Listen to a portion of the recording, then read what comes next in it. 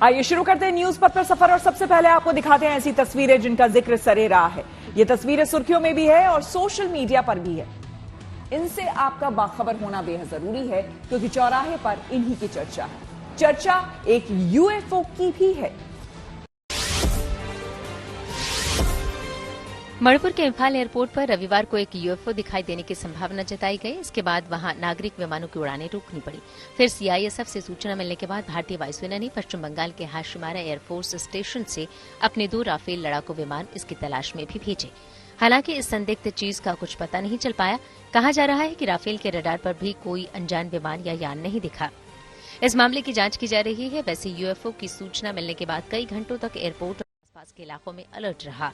कई उड़ानों को डायवर्ट करना पड़ा तो कई को उड़ान भरने में घंटों की देरी हुई। राजस्थान के कोटा में कई लोगों ने मतदान के बहिष्कार का ऐलान किया। ये इलाका रामगंज मंडी विधानसभा सीट में आता है। यहाँ के मोरिया नगर के लोगों ने अपने मकानों के बाहर पूरी कॉलोनी में पर्चे चिपका दिए जिसमें सड़क और नाली समेत जरूरी मूलभूत सुविधाएं न मिलने का मुद्दा उठाया गया। इन मतदाताओं का आरोप है कि पिछले चुनाव में नेताओं ने कई वादे किए लेकिन कुछ भी विकास नहीं हुआ।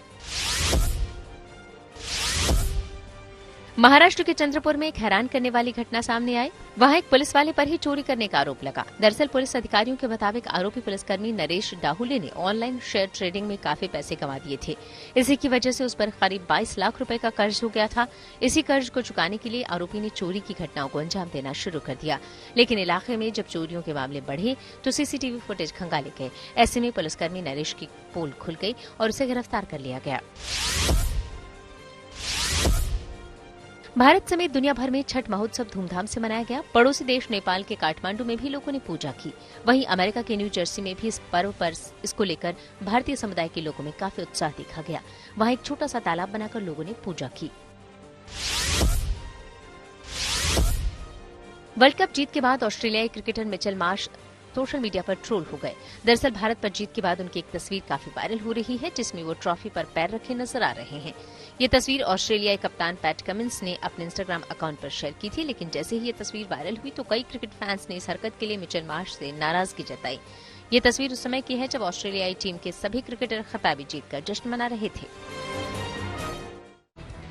जिंदगी का सफर सुहाना हो इसके लिए सावधान रहना जरूरी है। रोजमर्रा की आपाधापी में कुछ देर बैठकर सोचना समझना भी जरूरी है कि आपके आसपास क्या हो रहा है और जो कुछ हो रहा है उससे हमारी जिंदगी, हमारा परिवार कैसे प्रभावित हो सकता है। इसलिए हॉर्न बजाकर बाखबर करने वाली खबर जरूरी होती है। और आज की ये खबर हम सबकी जिंदगी से जुड़ी हुई है। देश की राजधानी दिल्ली समेत पूरे एनसीआर के इलाकों की हवा इन दिनों जहरीली बनी हुई है जिसकी वजह से लोगों को तमाम तरह की मुश्किलों का सामना करना पड़ रहा है।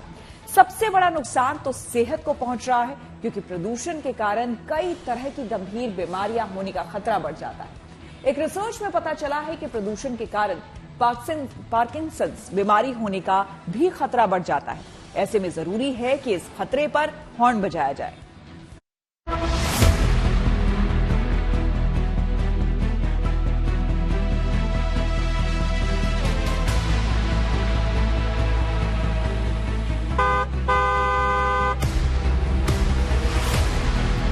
हाल के कुछ सालों में प्रदूषण की समस्या काफी बढ़ी है, खासकर वायु प्रदूषण की। वायु प्रदूषण स्वास्थ्य के लिए खतरनाक है, ये तो सभी जानते हैं। लेकिन वायु प्रदूषण पार्किंसंस रोग का खतरा 25% बढ़ा सकता है, ऐसा किसी ने सोचा नहीं होगा।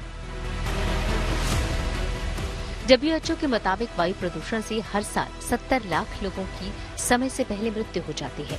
समय के साथ फेफड़े, हृदय और दिमाग की हालत काफी खराब हो जाती है। जहरीली हवा में मौजूद 0.01 माइक्रोन से लेकर 300 माइक्रोन तक के कण हमारे खून में प्रवेश कर सकते हैं और फेफड़ों में गहराई तक जा सकते हैं। वायु प्रदूषण से दिमाग में सूजन भी हो सकती है जिससे कोशिकाओं को नुकसान पहुंच सकता है। Movement disorder, air pollution and the risk of Parkinson's disease a review शीर्षक से प्रकाशित एक रिपोर्ट से खुलासा हुआ है कि वायु प्रदूषण पार्किंसंस रोग के जोखिम को बढ़ा सकता है। रिपोर्ट में ये बताया गया है कि वायु प्रदूषण के कण खून या सांस के जरिए दिमाग में पहुंचते हैं और नुकसान पहुंचाते हैं। प्रदूषक और जहरीले पदार्थ तंत्रिका तंत्र के लिए खतरनाक हो सकते हैं। ब्रेन में पाया जाने वाला एक प्रोटीन जो पार्किंसंस को कंट्रोल करने में महत्वपूर्ण भूमिका निभाता है, उसको डोपामिनर्जिक न्यूरॉन्स कहते हैं, उसकी संख्या को कम करता है। वायु प्रदूषण से आंत में सूजन और अल्फा सिन्यूक्लिन का स्थानीय जमाव भी हो सकता है, जो गैस्ट्रोइंटेस्टाइनल ट्रैक्ट यानी आंत से वेगस तंत्रिका के माध्यम से मस्तिष्क में फैल सकता है, जिससे डोपामाइन का नुकसान हो सकता है। डोपामाइन ब्रेन में बनने वाला एक न्यूरोट्रांसमीटर है जो एक रासायनिक संदेशवाहक के रूप में काम करता है और दिमाग की तंत्रिका, कोशिकाओं और शरीर के बाकी हिस्सों के बीच संदेशों का संचार करता है। पार्किंसंस रोग एक तरह का ब्रेन डिसऑर्डर है जिससे शरीर की गतिविधियों पर काबू नहीं रहता। शरीर के हिलने डुलने, अकड़न पैदा होने के अलावा संतुलन और समन्वय बनाने में कठिनाई होती है। 50 से ज्यादा उम्र वालों के लिए इसका खतरा ज्यादा होता है। शुरुआती दौर में पार्किंसंस करीब 5 से 10% लोगों को प्रभावित कर सकता है। न्यूरो डिजेनरेटिव डिसऑर्डर दिमाग में डोपामाइन उत्पादक न्यूरॉन्स को प्रभावित करता है, जिसे सबस्टेंटिया नाइग्रा कहा जाता है। डॉक्टर्स का भी मानना है कि पार्किंसंस रोग कई आनुवांशिक और पर्यावरणीय कारकों के कारण होता है, जिसमें जहरीले पदार्थों के संपर्क में आना, कार्बन मोनोऑक्साइड, ड्रग्स, धूम्रपान, सिर में चोट, मुक्केबाजी और ब्रेन स्ट्रोक शामिल है। हालांकि डॉक्टर्स मानते हैं कि वायु प्रदूषण से पार्किंसनिज्म समेत न्यूरो डिजेनरेटिव रोग विकसित होने का खतरा बढ़ जाता है और ये 25% बढ़ जाता है। PM 2.5 नाइट्रिक डाइऑक्साइड जैसे वायु प्रदूषकों के लंबे समय तक संपर्क में रहने से जोखिम और भी बढ़ जाता है। इनमें से कुछ एयर पॉल्यूटेंट इतने छोटे होते हैं कि एक बार सांस लेने के बाद खून में चले जाते हैं और फिर हर बाधा को तोड़कर दिमाग में प्रवेश कर जाते हैं। और ऐसा माना जाता है कि एयर पॉल्यूशन सूजन पैदा कर सकते हैं और तंत्रिका कोशिकाओं को नुकसान पहुंचा सकते हैं। WHO के मुताबिक दुनिया की लगभग 92% आबादी उन इलाकों में रहती है जहां की हवा प्रदूषित है। ऐसे में आने वाले वक्त में अगर एयर पॉल्यूशन को कम नहीं किया गया तो ये मनुष्यों के लिए घातक साबित हो सकता है। Bureau report, good news today. Parkinson's बीमारी से बचने के लिए बचाव के तरीके क्या हैं, ये भी जानना जरूरी है। सबसे पहले अपनी डाइट में सुधार करें। रोजाना खाने में संतुलित आहार लेना जरूरी है। डाइट में हाई फाइबर वाले फल, सब्जियां और अनाज खाएं। अपनी डाइट में विटामिन B1, जिंक जैसे खाद्य पदार्थ शामिल करें। पर्याप्त मात्रा में पानी पिए। कम से कम 8 घंटे की नींद लेना भी जरूरी है। नियमित रूप से एक्सरसाइज करें और खुद को एक्टिव रखें। स्ट्रेस और एंजाइटी को कम करने के लिए मेडिटेशन करें। इसके साथ ही प्रदूषित जगह पर जाने से भी बचें। वायु प्रदूषण से दिमाग किस तरह प्रभावित होता है, इस पर हमने बात की आकाश हेल्थ केयर से जुड़े सीनियर कंसल्टेंट और न्यूरोलॉजिस्ट डॉक्टर मधुकर भारद्वाज से। पार्किंसंस डिजीज बहुत तरह का होता है। इडियोपैथिक पार्किंसंस डिजीज होता है, पार्किंसंस डिजीज डिमेंशिया होता है, पार्किंसंस प्लस सिंड्रोम्स होते हैं, सेकेंडरी पार्किंसोनिज्म होता है, वास्कुलर पार्किंसोनिज्म होता है, ड्रग इंड्यूस्ड पार्किंसोनिज्म होता है। इस बीमारी से बचाव हम तभी कर सकते हैं जब ये किसी कारण से होती है। फॉर एग्जाम्पल वास्कुलर पार्किंसोनिज्म, जिसमें ब्रेन में क्लॉट होने की वजह से हमें पार्किंसन जैसे सिम्टम्स आने लगते हैं, उसमें जो फैक्टर्स हैं जैसे कि शुगर, ब्लड प्रेशर, हार्ट की बीमारियां, उनको कंट्रोल में रखना है, स्मोकिंग बंद रखनी है, ड्रिंक बिल्कुल नहीं करना है, मोटापे को स्ट्रिक्ट कंट्रोल में रखना है। इस बीमारी में बेसिकली 4 मेन सिम्टम्स होते हैं, और भी बहुत सारे सिम्टम्स होते हैं, बट अगर हम याद रखें तो हाथ का कांपना, शरीर का स्लो हो जाना और बैलेंस खराब होना। ये आप खुद नॉर्मल इंसान घर पर चेक कर सकता है इन 3 चीजों में। ये स्पेशली ज्यादातर मरीजों में ओल्ड एज में होता है। हाउएवर अगर फैमिलियल है, अगर जेनेटिक है, तो यंग एज में भी आता है ये पार्किंसंस डिजीज। इसका ट्रीटमेंट बहुत कुछ हद तक संभव है और नियर नॉर्मलसी की लाइफ पेशेंट आसानी से जी पाता है। डिपेंड करता है कि मरीज किस स्टेज में डॉक्टर के पास आता है। अगर पेशेंट बहुत ज्यादा लेट आते हैं, जिसमें शरीर ऑलरेडी टाइट होके, रिजिड होके पेशेंट बेड बाउंड हो चुका है, तो ट्रीटमेंट के ऑप्शन बहुत कम होते हैं। हाउएवर अगर पेशेंट शुरू होने के 3 साल 4 साल बाद भी अगर सिम्टम्स के स्टार्ट होने के बाद डॉक्टर के पास आते हैं, तो काफी हद तक दवाइयों से और अगर दवाइयों से दिक्कत आती है या दवाइयों से इम्प्रूवमेंट आने के साथ साथ साइड इफेक्ट्स भी आते हैं, तो एक ब्रेन की सर्जरी जिसको कि डीप ब्रेन स्टिमुलेशन कहा जाता है, उससे भी पेशेंट काफी हद तक नियर नॉर्मल लाइफ जी पाते हैं। उत्तरकाशी टनल मामले पर प्रधानमंत्री की नजर। आइए आपको सीधे लिए चलते हैं न्यूज एक्सप्रेसवे पर, जहां देश से जुड़ी कुछ और जरूरी खबरें कर रही हैं आपका इंतजार। उत्तराखंड के उत्तरकाशी में रेस्क्यू टीम को एक बड़ी कामयाबी मिली। दरअसल सिलक्यारा टनल में फंसे 41 मजदूरों तक एक पाइप पहुंचा दिया गया। इससे खाना और दवाइयां भेजने में आसानी होगी। इस बीच पीएम मोदी ने सीएम पुष्कर सिंह धामी से फिर फोन पर बात की। कहा जा रहा है कि प्रधानमंत्री अब तक 3 बार सीएम से चर्चा कर चुके हैं। इधर नैनीताल हाईकोर्ट ने टनल मामले पर सुनवाई की और राज्य सरकार से इस मामले को गंभीरता से लेने को कहा। साथ ही 48 घंटे में जवाब दाखिल करने के निर्देश दिए। आम आदमी पार्टी के नेता और राज्यसभा सांसद संजय सिंह की याचिका पर सुप्रीम कोर्ट ने ईडी को नोटिस भेजा और 11 दिसंबर तक जवाब मांगा। इससे पहले संजय सिंह ने अपनी गिरफ्तारी और दिल्ली हाईकोर्ट के आदेश को चुनौती दी थी।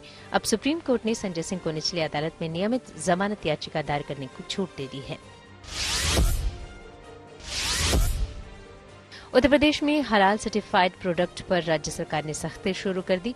राज्य में पाबंदी के बाद लखनऊ से लेकर कानपुर तक कई जगह छापेमारी की गई। इस दौरान 8 कंपनियों के खिलाफ केस दर्ज हुआ।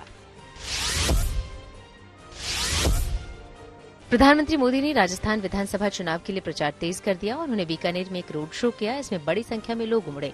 इससे पहले पीएम ने पाली में एक रैली भी की। भारत और ऑस्ट्रेलिया के मंत्रियों के बीच 2+2 बैठक हुई। इसमें रक्षा मंत्री राजनाथ सिंह, विदेश मंत्री एस जयशंकर, ऑस्ट्रेलिया के उप प्रधानमंत्री और रक्षा मंत्री रिचर्ड माल्स और ऑस्ट्रेलिया के विदेश मंत्री पेनी वोंग शामिल हुए। इस बैठक में दोनों देशों के बीच रिश्तों को मजबूत करने समेत कई मुद्दों पर चर्चा की गई।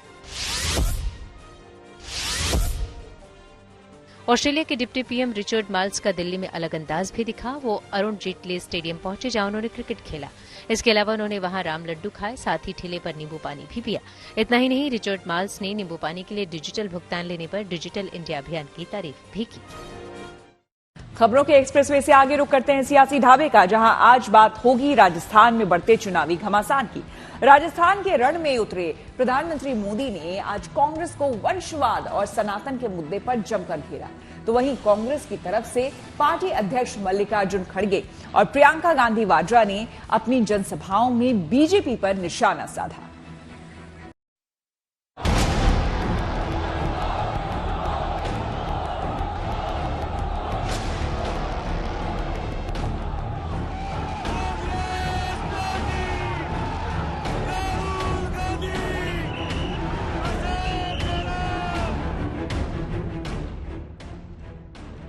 राजस्थान का रण जैसे जैसे करीब आ रहा है, वैसे वैसे सियासी पार्टियां बिसात बिछाने में जुट गई हैं। राजस्थान में सत्ताधारी कांग्रेस अपने दिग्गज नेताओं को मैदान में उतार रही है, तो बीजेपी की ओर से प्रधानमंत्री मोदी ने मोर्चा संभाल रखा है। प्रधानमंत्री मोदी ने सोमवार को राजस्थान के पाली और हनुमानगढ़ में हुंकार भरी। इस दौरान उन्होंने वंशवाद और सनातन के बहाने कांग्रेस पर जमकर हमला बोला। मोदी यही नहीं रुके, उन्होंने कांग्रेस और इंडिया गठबंधन पर सनातन विरोधी होने का आरोप लगाया।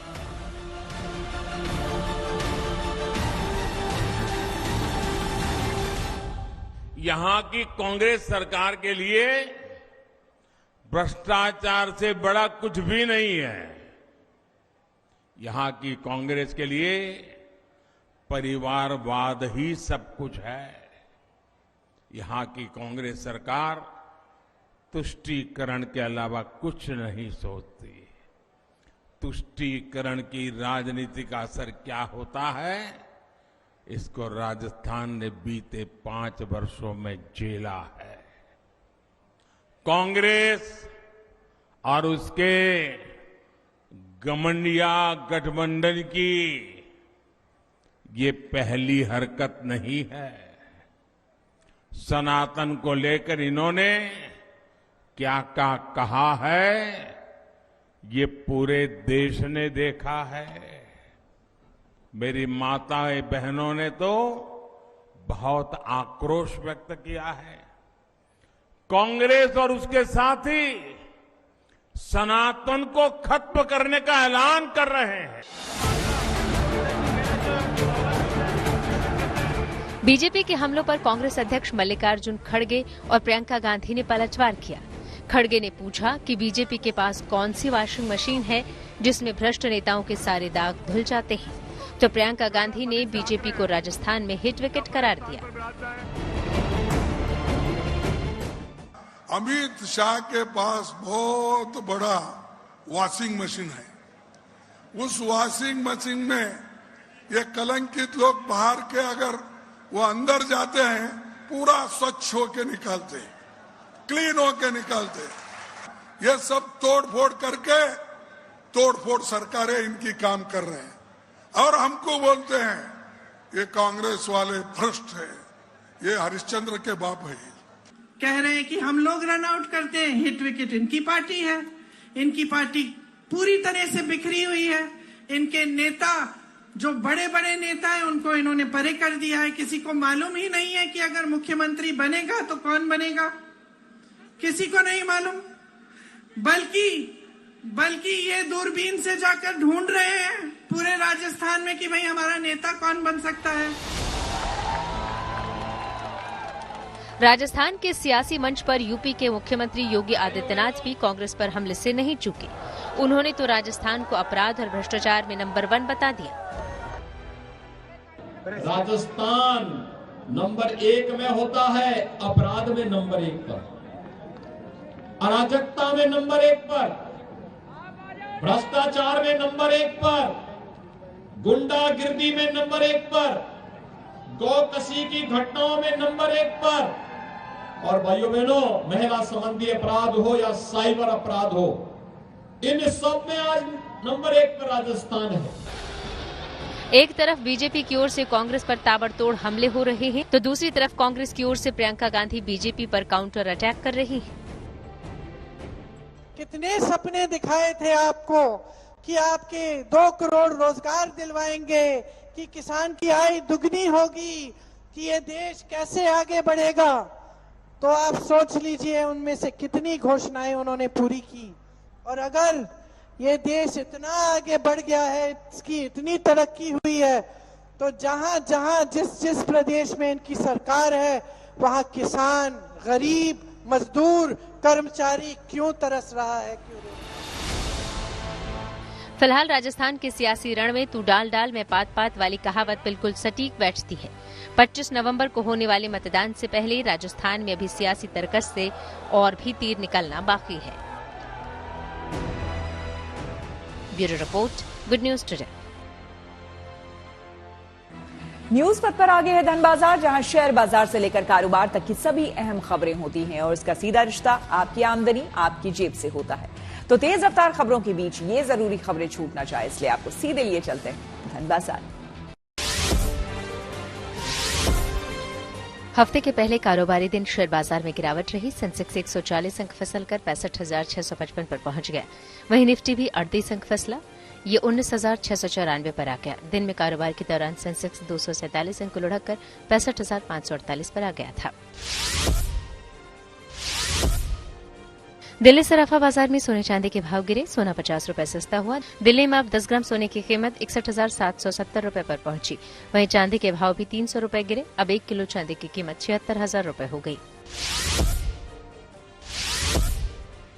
आईटी कंपनी इंफोसिस ने अपने कर्मचारियों को बड़ा तोहफा दिया। कंपनी ने अपने कर्मचारियों के वेरिएबल पे बोनस का ऐलान किया। यह औसतन 80% हो सकता है। हालांकि इसके लिए कर्मचारियों की परफॉर्मेंस भी देखी जाएगी। नवंबर के वेतन में ही ये बोनस बढ़कर आ जाएगा। कार निर्माता कंपनी टोयोटा ने अपनी popular hybrid SUV Innova high cross का एक लिमिटेड एडिशन लॉन्च किया है। ये लिमिटेड एडिशन हाइब्रिड एसयूवी के पेट्रोल जीएक्स वेरिएंट पर बेस्ड है। ये कार एसएचईवी यानी एक self charging strong hybrid electric vehicle है। इसकी शुरुआती कीमत करीब 20 लाख रुपए है। इस लॉन्चिंग के साथ ही अब Innova high cross 6 variants GX limited edition, VX, ZX और जेडएक्सओ में बाजार में उपलब्ध है। और आइए अब रुक करते हैं प्रगति मार्ग का, जहां ऐसी खबरें हैं जो कि देश की तरक्की, प्रगति और लोगों की काबिलियत दिखाती है। अपनी जिंदगी के उतार चढ़ाव तो सब झेलते हैं, खूबसूरती तो तब है जब हम उनमें दूसरों के सुख दुख को भी शामिल कर लें, ताकि उनकी जिंदगी में भी खुशियां आ जाए। ऐसी ही एक पहल की है राजस्थान के फतेहपुर में महबूब देवड़ा भामशाह। वो ऐसे मुस्लिम परिवारों की लड़कियों का निकाह करवाते हैं जो आर्थिक रूप से कमजोर हैं।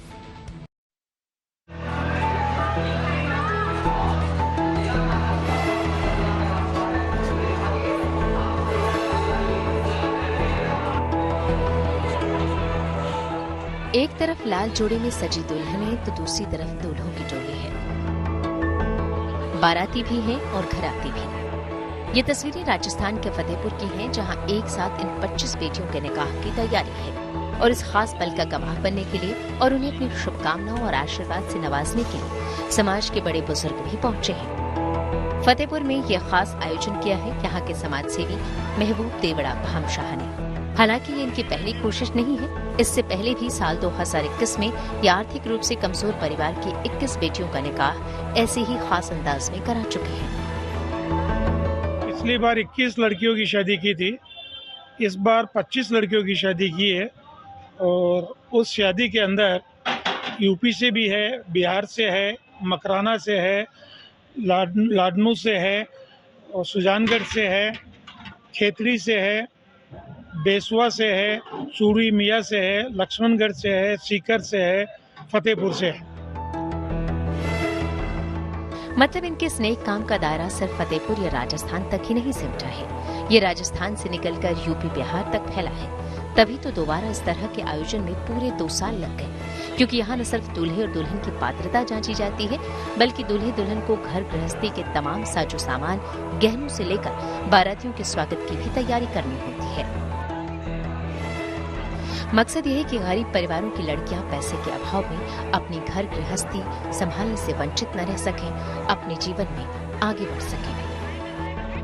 समाज के अंदर जो गरीब बच्चे हैं उनकी जो शादियां है वो सही टाइम पे हो जाए, ऐसे सामूहिक विवाह जो है उसके अंदर क्या था, जिसकी हैसियत नहीं रहती है वो अपनी बच्चियों की शादियां करते हैं, तो उससे ये होती है कि उनकी बच्चियां टाइम से अपने यानी ससुराल पहुंच जाए। आगे क्या है, भगवान जैसे देते रहेंगे, चाहे अगली बार 25 हो या 50 हो या 60 हो, कुछ भी नहीं, जितना है, जितनी ऐसी कुछ लड़कियां आएंगी सामने और उनमें भी हम यानी बिल्कुल ऐसे देखते हैं कि रियल में किनकी हैसियत है किनकी हैसियत नहीं है, वैसे पूरा यानी करके देखेंगे तो उसमें 30 हो, 40 हो, 50 हो, जितनी भी होगी लड़कियां, इंशाल्लाह उनकी सबकी शादियां करेंगे।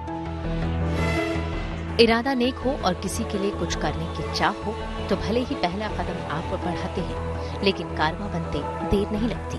महबूब देवड़ा के स्नेक काम में भी विधायक से लेकर ठेकेदार तक सब साथ चल रहे हैं, जिससे इतने बड़े पैमाने पर एक सोच को जमीन पर उतारना आसान हो रहा है। Rakesh Gurjar, Fatehpur, good news today. News पथ के सफर में अब सोशल अड्डा का रुख करते हैं, जहां आज बात होगी पाकिस्तान में हुई शर्मनाक हरकत की। पाकिस्तान में एक बार फिर अल्पसंख्यकों की भावनाओं के साथ खिलवाड़ का मामला सामने आया है। सिखों के पवित्र धार्मिक स्थल करतारपुर साहिब गुरुद्वारा में शराब और मांस पार्टी होने के दावे से बवाल मचा हुआ है।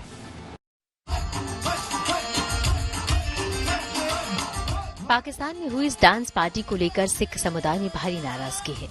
नाराजगी की वजह यह है कि ये पार्टी सिखों के पवित्र धार्मिक स्थल करतारपुर के दरबार साहिब गुरुद्वारे से जुड़ी है। दावा है कि 18 नवंबर को दरबार साहिब गुरुद्वारे के मुख्य गेट से करीब 20 फीट दूर हुई इस पार्टी में शराब और मांस भी परोसा गया। सिख नेता और बीजेपी के राष्ट्रीय सचिव मनजिंदर सिंह सिरसा ने वीडियो शेयर कर दावा किया कि ये पार्टी करतारपुर कॉरिडोर की परियोजना प्रबंधन इकाई के मुख्य कार्यकारी अधिकारी मोहम्मद अबू बकर आफ्ताब कुरैशी की ओर से दी गई थी, जिसमें पाकिस्तान के कई बड़े अफसर समेत करीब 80 लोग मौजूद थे। मैं ਇਹਦੀ ਕੜੇ ਸ਼ਬਦਾਂ ਜਿੱਥੇ ਨਿੰਦਾ ਕਰਦਾ ਹਾਂ, ਉੱਥੇ ਪਾਕਿਸਤਾਨ ਦੀ ਸਰਕਾਰ ਨੂੰ, ਪੰਜਾਬ ਦੀ ਸਰਕਾਰ ਨੂੰ ਅਸੀਂ ਇਹ ਜ਼ਰੂਰ ਬੇਨਤੀ ਕਰਦੇ ਹਾਂ ਤੁਰੰਤ ਇਹਨਾਂ ਦੇ ਖਿਲਾਫ ਕਾਰਵਾਈ ਕੀਤੀ ਜਾਵੇ। ਈਸ਼ ਨਿੰਦਾ ਦੇ ਖਿਲਾਫ ਜਿਹੜਾ ਕਿ ਪਾਕਿਸਤਾਨ ਦਾ ਕਾਨੂੰਨ ਹੈ ਈਸ਼ ਨਿੰਦਾ, ਉਹਦੇ ਤਹਿਤ ਇਹਨਾਂ ਦੇ ਉੱਤੇ ਮੁਕੱਦਮਾ ਦਰਜ ਕੀਤਾ ਜਾਵੇ ਔਰ ਇਹਨਾਂ ਨੂੰ ਜੇਲ੍ਹਾਂ ਦੇ ਅੰਦਰ ਬੰਦ ਕੀਤਾ ਜਾਵੇ। ਇਹਨਾਂ ਨੇ ਗੁਰੂ ਗ੍ਰੰਥ ਸਾਹਿਬ ਮਹਾਰਾਜ ਜੀ ਦੀ ਇੰਨੀ ਵੱਡੀ ਬੇਅਦਬੀ ਕੀਤੀ ਆ ਜਿਹੜੀ ਅਲਫਾਜ਼ਾਂ 'ਚ ਬਿਆਨ ਨਹੀਂ ਕੀਤੀ ਜਾ सकती। सोशल मीडिया पर वायरल इस वीडियो को देख सिख समुदाय के लोग इसलिए भी हैरान हैं क्योंकि पार्टी में करतारपुर गुरुद्वारे के मुख्य ग्रंथी ज्ञानी गोबिंद सिंह भी मौजूद थे। दुनिया भर में फैले सिख समुदाय ने इस वीडियो की कड़ी निंदा की है। सिख समुदाय ने मांग की है कि पाकिस्तान सरकार को इस मामले में तुरंत कड़ी कार्रवाई करनी चाहिए। सिखों के लिए करतारपुर का गुरुद्वारा दरबार साहिब आस्था का बड़ा केंद्र है, क्योंकि इसी जगह पर पहले सिख गुरु नानक देव ने अपनी अंतिम सांस ली थी। Bureau report, good news today. Gurdwara Darbar Sahib परिसर में डांस पार्टी का वीडियो वायरल होने पर करतारपुर प्रोजेक्ट मैनेजमेंट यूनिट की ओर से सफाई दी गई है कि इस पार्टी में ना तो शराब परोसी गई और ना ही डांस किया गया और आरोप लगाया गया कि वीडियो में बदलाव कर वायरल किया गया है। हालांकि वीडियो में साफ दिख रहा है कि लोग तेज आवाज में बज रहे म्यूजिक पर डांस कर रहे हैं। पाकिस्तान में करतारपुर के दरबार साहिब में हुई शर्मनाक हरकत को लेकर हमने कुछ लोगों से बात की और उनकी राय जानी। क्या कहना चाहेंगे कि जो करतारपुर गुरुद्वारा परिसर में ही जो पार्टी का आयोजन किया गया था और वहां पर मीट शराब सरेआम चलाई गई थी। आपने करतारपुर कॉरिडोर डेरा बाबा नानक की जी का नाम लिया है। वो जो बाबा नानक जी की धरती है बहुत पवित्र धरती है, जिधर गुरु नानक जी ने जो आखिरी वर्ष उधर खेती करके सानू सिख जगत नू नाम जपो वंड छको किरत करो दी एक महिमा दस के उधर सानू प्रेरित किया सीगा। तो जो असी उन्हां दी शरण पूर्ण चल रहे हैं उधर बात ऐसी हुई है जो पिछले दिन 18 तारीख को कुछ शरारती अनसरां ने या किसी सरकार ने उधर मीट शराब को पिया और मांस खाया और नाच गाना किया। ये बहुत गलत बात है। मैं श्रोमणी कमेटी पंजाब नू बेनती करदा हूं इसके ऊपर पूरा ठोस कदम उठाना चाहिए। सेंटर सरकार को ठोस कदम उठाना चाहिए। आप क्या कहना चाहेंगे? पाकिस्तान सरकार से भी अपील करना चाहेंगे कि इस पे कार्रवाई की जाए, जांच की जाए इस मामले में। बिल्कुल जी, जो कोरीडोर 18 तरीक ਨੂੰ नाच मीट शराब नशीलियां चीज़ां वरतियां गईਆਂ ਹੈਗੀਆਂ ਉਹਨਾਂ ਦਾ ਅਸੀਂ ਫੁੱਲ ਵਿਰੋਧ ਕਰਾਂਗੇ। ਸ਼੍ਰੋਮਣੀ ਕਮੇਟੀ ਗੁਰਦੁਆਰਾ ਪ੍ਰਬੰਧਕ ਕਮੇਟੀ ਨੂੰ ਅਪੀਲ ਕਰਾਂਗੇ, ਪੰਜਾਬ ਐਂਡ ਸੈਂਟਰ ਗਵਰਨਮੈਂਟ ਨੂੰ ਵੀ ਅਪੀਲ ਕਰਾਵਾਂਗੇ। ਆਪਣੇ ਸ਼੍ਰੋਮਣੀ ਕਮੇਟੀ ਦੇ ਥਰੂ ਪ੍ਰਧਾਨਾਂ ਦੇ ਥਰੂ और पंजाब गवर्नमेंट के थ्रू भी अं सारी जगह से अपील करांगे कि ये जो गुरुद्वारा साहब के कोरीडोरिया जो कुछ होया बिल्कुल गलत है। सिख समुदाय के लोगों का कहना है कि ये बहुत गलत बात है, इससे उनको आगाज जरूर पहुंचा है और साथ में वो श्रोमणी गुरुद्वारा प्रबंधक कमेटी और पंजाब सरकार के साथ साथ केंद्र सरकार से भी अपील करना चाहते हैं कि इस बारे में पाकिस्तान सरकार से बात करें, जो भी इस मामले में दोषी है उस पर कार्रवाई की जाए। माइक्रोसॉफ्ट में हुई बड़ी एंट्री। टेक्नोलॉजी से जुड़ी ऐसी ही हर एक जरूरी खबर को जानने समझने के लिए आइए आपको लिए चले डिजिटल गली। मुंबई में पहली इलेक्ट्रिक वाटर टैक्सी शुरू करने की तैयारी पूरी कर ली गई। ये अगले महीने से दक्षिण मुंबई में गेटवे ऑफ इंडिया से नवी मुंबई मार्ग पर बेलापुर के बीच चलाई जाएगी।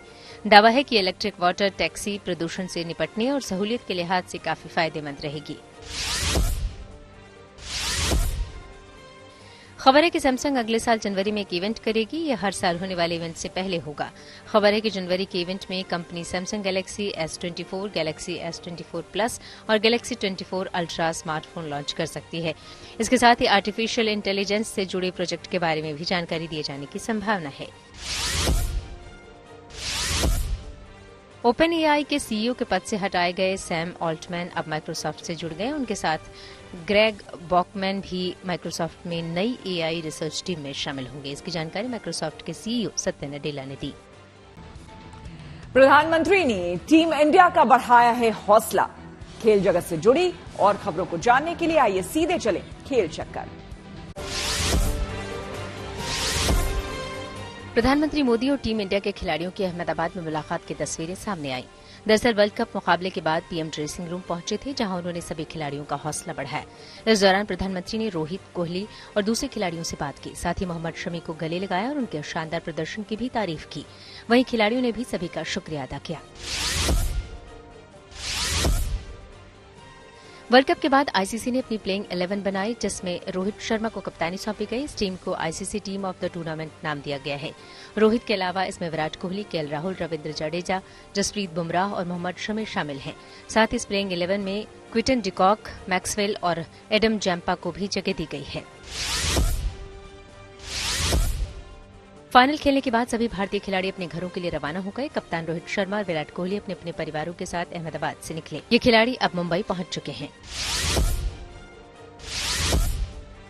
पाकिस्तान क्रिकेट बोर्ड ने ऑस्ट्रेलिया के खिलाफ होने वाली टेस्ट सीरीज के लिए अपनी टीम का ऐलान कर दिया। इसमें शान मसूद की कप्तानी में 18 सदस्यों की टीम चुनी गई। ओपनर सईम अयूब को पहली बार पाकिस्तान की टेस्ट टीम में चुना गया है। पाकिस्तान और ऑस्ट्रेलिया के बीच 3 टेस्ट की सीरीज 14 दिसंबर से 7 जनवरी के बीच खेली जाएगी। मेक्सिको के लियोन में 21वां international hot air balloon festival चल रहा है। यह खूबसूरत बैलून वहां के आसमान पर छाए हुए हैं। वहीं इस हॉट एयर बैलून फेस्टिवल के लिए प्रतियोगियों में भी काफी उत्साह दिख रहा है। तो इसी के साथ न्यूज वक्त में मेरे यानी कि श्वेता झा के साथ फिलहाल इतना ही। देश दुनिया की तमाम पॉजिटिव खबरों के लिए आप देखते रहिए गुड न्यूज टुडे।